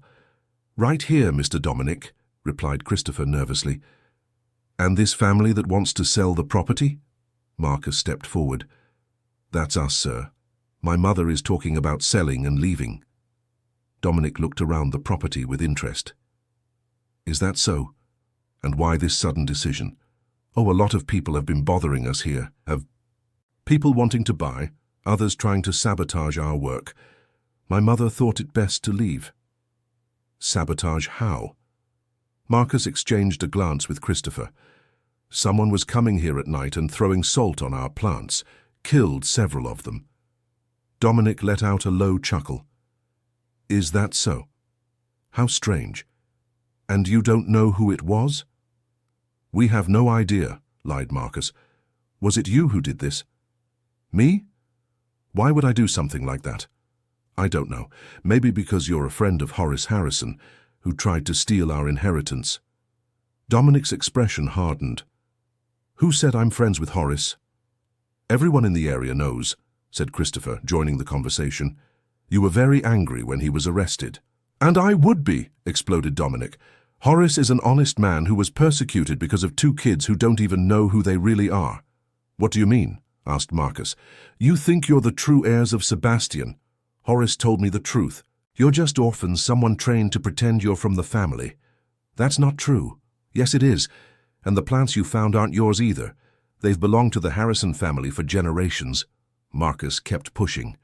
"If you're so sure of that, why did you send Christopher to sabotage our plants? Why not go straight to the courts?" Dominic stopped talking and looked suspiciously at Christopher, then at Marcus. "Who said I sent anyone to sabotage anything?" "No one said," Marcus replied quickly. "But you were talking as if you knew something." "I don't know anything. And you, Christopher, what have you been telling this boy?" Christopher swallowed hard. "Nothing, Mr. Dominic. I just said you were angry about Mr. Horace's arrest." "Was that really all?" "Yes, sir." Dominic fell silent for a few moments, looking from one to the other. Marcus realized he was suspecting something. "You know what?" Dominic finally said. "I've changed my mind about buying this property. There's something strange going on here." And with those words he went back to his pickup truck and left. "Darn," murmured Marcus. "I think he got suspicious." Dr. Henry and Professor Raymond came out of the barn. "We managed to record everything," said Dr. Henry. "And although he didn't confess directly, he said some things that might be useful." "Like what?" "The part about the plants belonging to the Harrison family for generations. That shows he knows about the existence of the special plants, which contradicts the version that he never had any interest in your property." "It's not much," said Professor Raymond. "Yeah, but it's a start. And there's one more thing. Did you notice how he reacted when Christopher talked about him being angry about Horace's arrest? He didn't deny it. In fact, he confirmed it." 2 hours later, Dr. Henry received a call that would change everything. "It was the sheriff," he said, putting away his phone. "Dominic just went to the station to file a complaint against you." "A complaint about what?" asked Catherine. "He says Christopher is his employee whom you kidnapped and that Marcus tried to blackmail him with illegal recordings." "But that's a lie." "I know, but now we're going to have to prove it. Christopher, do you have any document proving you worked for Dominic?" "No, doctor. He never gave me anything in writing." "And payment? How did he pay you?" "He didn't pay. He only gave food and the little room to sleep. He always said he was deducting because I broke something or did some job poorly." Dr. Henry shook his head. "That's disguised slave labor. I'll use this information." "And now?" asked Marcus. "Now we'll have to go to the police station to clarify everything, and hope the officer is sensible enough to see who is lying." The trip to the police station was tense. Dominic had arrived before them and had already given his version of the facts to the officer, a middle-aged man named Richardson. "So," said the officer, looking at the group, "Mr. Dominic claims you kidnapped his employee and tried to blackmail him with fake recordings." "Officer," said Dr. Henry, My client has evidence that Christopher was being exploited under slave labor conditions and that he was forced to sabotage their property on Mr. Dominic's orders. Slave labor? The officer became interested. What kind of evidence? Dr. Henry presented the recordings they had made, the footage of Christopher sabotaging the plants, and Christopher's own testimony about the conditions he lived under on Dominic's farm. The officer listened to everything carefully. Christopher, he said finally, do you confirm you never received cash payment from Mr. Dominic? I confirm, yes, sir. He always said I owed him for food and housing. And do you confirm he ordered you to sabotage the family's plants? Christopher looked nervously at Dominic, who was staring at him angrily. I confirm, officer. Lies, shouted Dominic. This boy is being manipulated by these people. Mr. Dominic, said the officer calmly, can you prove you paid a salary to Christopher? Well, it was an informal agreement. An informal agreement with a minor without regular documents? Dominic was left speechless. And about the sabotage, do you deny ordering Christopher to do this? I completely deny it. Then, how do you explain that Christopher knew exactly where to attack the plants and what kind of substance to use? This information is in the recordings he made during the attacks. Dr. Henry had prepared the case well. The evidence was solid, and Dominic was contradicting himself with every answer. At the end of the hearing, the officer made his decision. Mr. Dominic, you are under arrest for slave labor and sabotage. Christopher, you are free of any charges and will be referred to the family who offered to take care of you. When they left the police station, Marcus finally managed to breathe a sigh of relief. One more problem had been solved. Christopher, said Catherine, now you can stay with us officially. Dr. Henry will handle the guardianship paperwork. Thank you, Mrs. Catherine. Thank you all. I never thought I could have a real family. We didn't either, said Daniel, but we discovered that family isn't just who you're born with, it's who chooses to stay together. That night, as the whole family dined around the kitchen table, Catherine, Marcus, Daniel, Christopher, and Mrs. Beatrice, Marcus looked around and realized how much his life had changed. 6 months ago, he and Daniel were just two hopeless orphans in a home. Now they had a mother, a house, a life plan, and even an older brother they had chosen. You know, he said suddenly, I think Uncle Sebastian knew this would happen. How so? Asked Catherine. He didn't leave the inheritance just to me and Daniel. He left it to our family. And family, as Daniel said, isn't just who you're born with. It's who chooses to stay together, completed Christopher, smiling. Mrs. Beatrice wiped a tear from her face. Your great-uncle would be proud of you boys, very proud. But there was still one surprise waiting in the future. 3 months later, on a Saturday morning, Marcus was in the garden tending to a bed of still very young plants when he saw an unfamiliar pickup truck approaching the house. Mom, he shouted, someone's coming! Catherine came out of the house drying her hands on her apron. When she saw who was getting out of the truck, she stopped immediately. It was a woman about 60 years old, with completely white hair and gentle eyes. But she wasn't a stranger. Mother, whispered Catherine. My daughter, replied the woman, running towards Catherine. Marcus was paralyzed. Grandma, he had a grandmother. The woman hugged Catherine for long minutes, both of them crying. Then she pulled away and looked towards Marcus, Daniel, and Christopher, who had curiously approached. Are these my grandchildren? She asked. Yes, Mother, Marcus and Daniel, and this is Christopher, whom we adopted. The woman approached the boys and looked at them carefully. My God, how you've grown. The last time I saw you, you were tiny babies. Are you our grandma? Asked Daniel shyly. Yes, my dear. I'm Grandma Dorothy. I spent years looking for you. Marcus, still processing the situation, asked, Why did you never find us before? Because I was told you had been adopted by a wealthy family from New York, replied Dorothy, anger in her voice. Years went by trying to locate that family, until I discovered it was all a lie. How did you find out? Through the newspaper article about you that came out in the local paper, about the Medicinal Plants Project. Marcus remembered.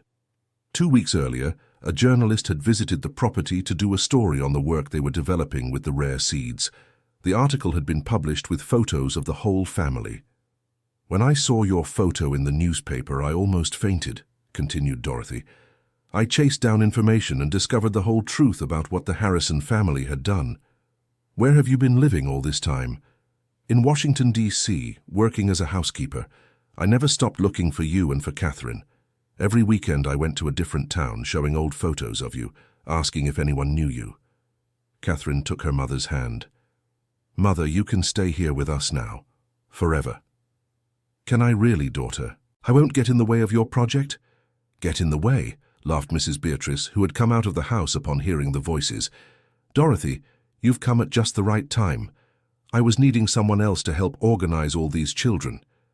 And so the family grew once more. Dorothy adapted quickly to life on the farm. She discovered she had a special talent for cooking with the medicinal herbs they grew, creating tasty and nutritious dishes. The Native Plant Preservation Project continued to grow. Universities from other states began to take an interest in the work they were developing, and delegations of researchers visited the property regularly. Marcus, now 13, had become a kind of child expert on medicinal plants. Daniel, at 11, took care of a small farm that included chickens, ducks, goats, and a pig he had named Napoleon. Christopher, at 16, built greenhouses and equipment for the lab, in addition to helping with the research. But the biggest surprise was yet to come. One December afternoon, exactly 1 year after they had inherited the property, Dr. Henry appeared with extraordinary news. "Everyone," he said, barely able to contain his excitement, "you won't believe what I found out." "What is it this time?" asked Catherine, smiling. "Remember that plant you call Love of the Field, the one Dorothy said was good for healing heartache?" "I remember," said Marcus. "We managed to grow seedlings, and some are already flowering." "Well then, Professor Raymond took samples of that plant for analysis at a lab in New York. The results came in today. And the plant contains chemical compounds that could be revolutionary in treating depression and anxiety, compounds that don't exist in any other plant known to science." Everyone fell silent, processing the information. "What does this mean?" asked Daniel. "It means you might be contributing to saving millions of people who suffer from depression worldwide," replied Dr. Henry. "And it also means the commercial value of these plants is much higher than we imagined." "How much higher?" asked Christopher, curious. "Pharmaceutical labs are already offering millions of dollars just for the research rights. That's not even counting what you could earn from cultivating and selling the plants." Dorothy sat down heavily in a chair. "Millions?" "That's right. You've become millionaires and you didn't even know it." Marcus looked at his family around him. Everyone seemed as surprised as he was. "And now?" he asked. "Now you decide what you want to do," said Dr. Henry.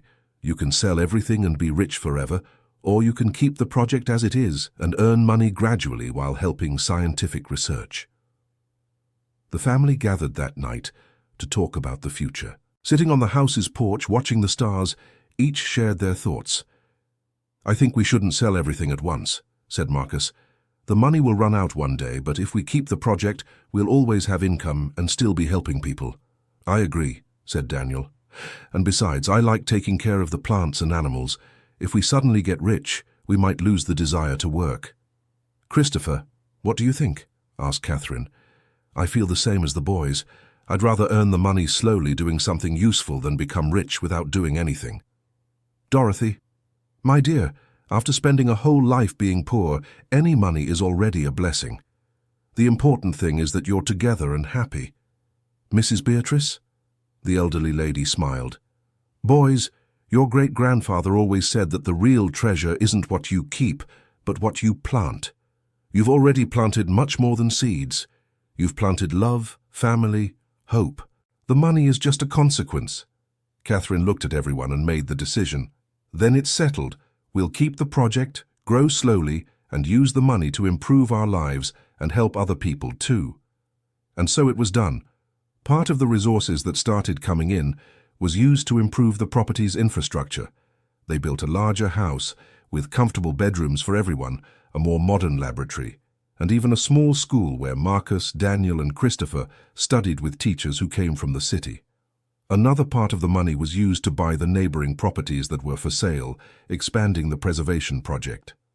The old farm of Horace, which had been auctioned off to pay his debts, became a visitor center where people from all over the world came to learn about medicinal plants. But the most important thing was what they did with the old farm of Dominic. They turned the place into a temporary home for at-risk miners, especially those who had been exploited in illegal labor in rural areas. Christopher became the project coordinator, using his own experience to help other young people going through situations similar to what he had faced. "It's strange," he said one day to Marcus, as they watched a group of boys who had just arrived at the home playing in the yard. "2 years ago, I was in the same situation as them. Now I can help them." "It's not strange," replied Marcus. "It's perfect. You know exactly what they're feeling and what they need." 2 years had passed since that day that changed everything. Marcus, now 15, had become a recognized expert in medicinal plants, despite his young age. Universities offered him scholarships, but Marcus preferred to continue learning at home, surrounded by family. Daniel, at 13, had expanded his passion for animals, and now coordinated a project to preserve native animals of the Cerrado. Christopher, at 18, divided his time between the home for miners and the correspondence course in agronomy he was taking. Catherine had become the director of the region's rural school, implementing a curriculum that included environmental education and sustainability. Dorothy handled the administrative side of the family's various projects, and Mrs. Beatrice, at 83, remained the living memory of all the secrets about medicinal plants. But the best news was yet to come. On a Friday morning, Dr. Henry arrived at the property with an official envelope in his hands and a huge smile on his face. "Family," he announced, "I have news that will move you." "What is it this time?" asked Catherine. "Your project has just received the National Environmental Preservation Award. You will receive the honor in Washington, D.C., from the hands of the President of the Republic." Everyone was stunned. "Really?" asked Daniel. "Really? And there's more. Along with the award comes funding of 5 million reais to expand the project to other regions of the country." Marcus felt tears in his eyes, not of sadness but of an emotion he couldn't name. It was pride, gratitude, happiness, all mixed together. "Do you know what this means?" he said to the family. "We started as 2 orphaned children who just wanted a place to call home. Now we are a family that can help the entire country." "And it all started with some old seeds in a clay pot," laughed Christopher. "No," corrected Mrs. Beatrice. "It all started with love. The seeds were just the means." The award ceremony in Washington, D.C. was moving. The entire family traveled to the capital: Marcus, Daniel, Christopher, Catherine, Dorothy, and Mrs. Beatrice. Dr. Henry and Professor Raymond were also invited. In the presidential palace, surrounded by officials and journalists, Marcus was called to give a speech representing the family. "Ladies and gentlemen," he began, nervous but determined, "3 years ago, my brother Daniel and I were just 2 children in an orphanage, without family, without hope, without a future. Today we are here because we discovered that family isn't just who you're born with, it's who chooses to stay together. Our chosen family includes our mother, our grandmother, our adopted brother, our second grandmother at heart, and all the people who believed in us. But mainly, we are here because we learned that the real treasure isn't what we keep for ourselves. It's what we plant for others. The seeds our great-grandfather preserved were worthless kept in a pot. They only gained value when we planted them, cared for them, and shared them. This award isn't ours. It belongs to all the orphaned children who are still looking for a family. It belongs to all the exploited youth who need a second chance. It belongs to all the plants and animals that depend on us to survive. And it belongs to everyone who believes that, no matter where you come from, it's always possible to plant something good for the future." When Marcus finished his speech, the entire audience stood up in applause. Catherine cried with pride, Dorothy smiled with eyes full of tears, and Christopher whistled loudly, making Marcus laugh amid the emotion. After the ceremony, as they were returning to the hotel, Daniel asked a question that surprised everyone. "Marcus, do you still remember what it was like to be in the orphanage?" Marcus thought for a moment. "Yes, I remember." "Why?" "Because sometimes I'm afraid of forgetting. I'm afraid of forgetting where we came from and of becoming too proud to help other kids like we were." "Daniel," said Catherine gently, You will never forget where you came from. And do you know why? Because you chose to turn your pain into something that helps others. That's what special people do. And besides, Christopher added, you taught me that it doesn't matter where we started. What matters is what we do with the opportunities that come our way. That night, in the hotel in Washington, D.C., the family gathered in the largest room to talk about plans for the future. With the award and the funding, they could expand the project to at least 10 states in the United States. Where do you think we should start? Asked Catherine. In the Amazon, said Marcus immediately. There must be medicinal plants there we can't even imagine exist. And in the Northeast, suggested Daniel, to help the families suffering from the drought. And in the South, said Christopher, there are many miners working in poor conditions on the plantations there. Dorothy looked at her grandchildren with pride. You've grown so much, not just in size but in heart too. We learned from you, Grandma, said Daniel. And from Mrs. Beatrice, added Marcus. And from all of you, said Christopher. I learned that family is this. Each one teaches the other to be better. Mrs. Beatrice, who had been quietly listening to everything, finally spoke. Boys, can I say something? Of course, Mrs. Beatrice. Your great-grandfather Sebastian is very proud of you. I'm sure of it. He spent his whole life preserving those seeds, dreaming of a day when they could help many people. You've made his dream come true. But it's not over yet, said Marcus. We're going to keep planting. Forever. And so they did. In the years that followed, the Sebastian Foundation, as the project came to be called, expanded across the entire United States. Medicinal plant preservation centers were established in 12 states, each also functioning as a temporary home for at-risk miners. Marcus became the country's youngest senior researcher in the field of medicinal plants. Daniel developed a native animal preservation project that became an international model. Christopher graduated in agronomy and psychology, becoming a specialist in rehabilitating exploited youth. Catherine became the regional secretary of education, implementing environmental education programs in all schools. Dorothy coordinated the administrative side of all the Foundation's projects. Mrs. Beatrice, at 88 years old, continued traveling across the country, teaching the secrets of medicinal plants to new generations. But the most beautiful story was yet to happen. 5 years after the ceremony in Washington, D.C., on a Sunday afternoon, Marcus was in the lab analyzing some recently discovered seeds from the Deer Ridge Plateau when Daniel came running in. Marcus, come quick. There's a woman here looking for Mom. What woman? A lady about 60 years old. She said she's an old friend of Mom's from a long time ago. Marcus left the lab, curious. On the house's porch, he found an elegant woman talking with Catherine. The two were crying and laughing at the same time. Marcus, said Catherine when she saw him arrive. This is Sarah, my best friend from when we were children. Pleasure, Marcus. Your mother talked so much about you and Daniel over the years. How so? Marcus was confused. You two met over the years. Catherine and Sarah exchanged a look. Marcus, there's something I never told you, said Catherine. Sarah and I never completely lost contact. How so? When I left the region, Sarah was the only person who supported me. She helped me find work in other cities, and we sometimes corresponded by letter. And you knew where we were? Asked Marcus, feeling a pang of anger. No, my dear, Sarah replied gently. Your mother never knew where you were. The letters we exchanged were always about the hope of finding you one day. Then why didn't you come before? Because I didn't know you had returned to the region. I only found out when I saw the news report on television about the award you received in Washington, D.C. Daniel, who had approached during the conversation, asked, And were you looking for us too? Yes, I was, dear. For all these years, your mother and I exchanged information about any clue that appeared about you. Catherine took Sarah's hand. Sarah gave me the strength to never give up. When I was most discouraged, she always said that one day we would meet again.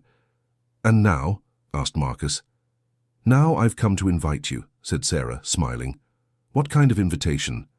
I'm the director of an NGO that works with family reunification.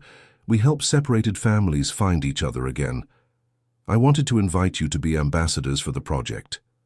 Marcus looked at Daniel, then at his mother. Does that mean we could help other families reunite like ours did? Exactly. You have a very powerful story to tell, and the credibility you've gained with your environmental preservation work can help raise awareness about the importance of keeping families together. We accept, said Daniel immediately. Daniel is right, agreed Marcus. Our family was separated by lies and malice. If we can help other families not go through that, we'll help. And so began another chapter in the family's story. Alongside their environmental preservation work, they also began working with family reunification. Marcus and Daniel traveled across the country telling their story in schools, orphanages, and social service centers. The message was always the same. Family can be those you are born with, but it can also be those you choose to stay with. The project was so successful that in 3 years they managed to reunite over 1,000 separated families, and each reunion was a party, a celebration, proof that love can overcome any obstacle. But the biggest surprise was still saved for the end of this story. 10 years after they had inherited the barn, on a December morning, exactly on the anniversary of the inheritance, Marcus was watering the flower beds when he saw an unfamiliar car approaching. It was an official car with Washington, D.C. plates. 3 people got out, a man in a suit, an elegant woman, and a girl of about 12. Good morning, said the man. We're looking for Marcus and Daniel, the founders of the Sebastian Foundation. That's me, Marcus. Daniel is out back taking care of the animals. Can I help you with something? Yes, you can. I'm Dr. Richard, from the Department of Environmental Protection. This is Dr. Patricia from the Department of Social Services, and this is Isabella. Marcus looked at the girl. She seemed shy, but her eyes shone with intelligence. How can I help you? Isabella is a very special girl, said Dr. Patricia. She is 12, recently lost her parents, and has an extraordinary talent for botany. She studied everything about your work, continued Dr. Richard, and she came to us with a very interesting proposal. What proposal? Asked Marcus, curious. Isabella discovered in the studies she did with her father that there are seeds of medicinal plants preserved in other countries that could be brought back to the United States. The girl finally spoke. Marcus, can I call you Marcus? She asked timidly. Of course, Isabella. I studied your story, how you and your brother were orphans and managed to build all this. I wanted to know if you would have room for one more person in your family. Marcus felt his heart tighten. The girl in front of him reminded him so much of himself and Daniel 10 years ago, orphaned, talented, but with no one to believe in her. Isabella, before anything else, I need to call my family to meet you. Is that okay? Yes, it is.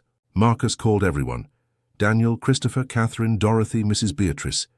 When they gathered on the porch, he explained the situation. And you, Isabella, Catherine asked delicately, are you sure you want to be part of a family as large and complicated as ours? Yes, I am, Mrs. Catherine. I studied a lot about you all. I know you started small, like me, and built something incredible. I want to learn from you. Daniel approached the girl. Isabella, our family is a little crazy. We work a lot, study a lot, and sometimes things get really complicated. Are you sure? I am. My father always said the best families are the ones who work together for a bigger goal. Christopher smiled. She's right.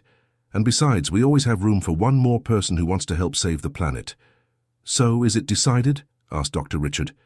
It's decided, said Catherine. Isabella, welcome to the family. And so, 10 years after everything had begun, the family grew again. Isabella brought with her not only knowledge about botany, but also the energy and curiosity that only a child can have. In the months that followed, she adapted perfectly to the routine of the property.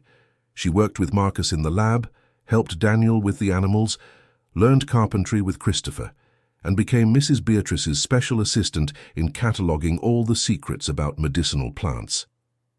Isabella, Marcus said one day, as they analyzed rare seeds that had arrived from Colombia, do you have any idea how your arrival changed our family? How so? We were so used to giving affection that we almost forgot how good it is to receive affection too. You reminded us of that. The girl smiled. You saved me, Marcus. I was lost, not knowing what to do with my life. Now I know I want to follow the path you opened. And what is that path? To use science to help people, to preserve what is important, and, most of all, to never let anyone feel alone in the world. That night at dinner, the whole family was gathered around the table. Catherine, Dorothy, Mrs. Beatrice, Marcus, Daniel, Christopher, and Isabella.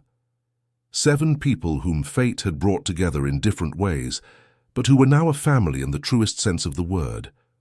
"You know," Marcus said suddenly, "I've been thinking about something." "About what?" asked Daniel. "We started with a barn and some old seeds. Now we have projects spread across the entire United States, hundreds of families reunited, plants saved from extinction. And so, maybe it's time for us to start thinking about what comes next." "How so?" asked Isabella. "I mean, our work here in the United States is well structured. There are good people taking care of everything. Maybe it's time for us to expand to other countries." Catherine looked at her son with pride. "Marcus, what exactly are you thinking?"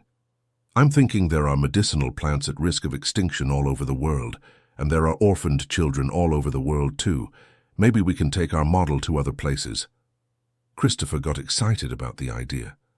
"That would be amazing. Imagine how many plants we could save, how many children we could help, and how many families we could reunite," added Daniel.